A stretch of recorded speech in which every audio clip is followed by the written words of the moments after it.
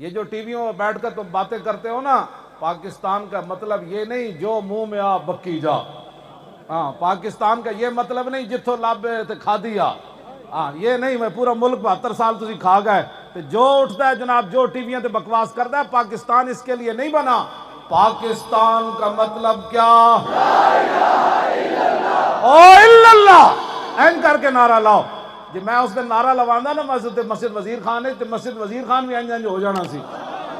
اتھے تو میں اس واسطے نہیں لوایا کہ میں کہنے کہ جی سیاست کی یہاں، کیونکہ ان کے نزدیک تو کلمہ پڑھنا بھی اب ہمارا سیاست ہے.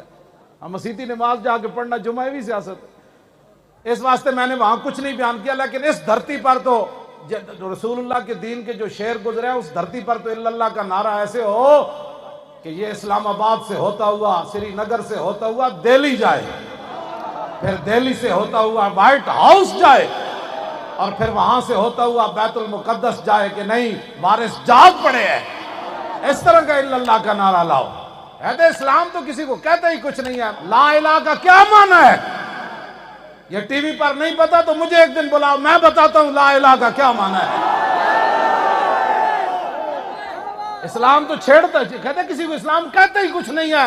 میں کہا لا الہ دی آواز کرنا بلندو، کوئی بت نہیں، کوئی ہندوازم نہیں، کوئی بت مت نہیں، جیڑا بھی رب دا منکر ہو دا کوئی تعلق نہیں، اور لا الہ کوئی بھی کچھ نہیں ہوئے. کون پھر؟ الا اللہ.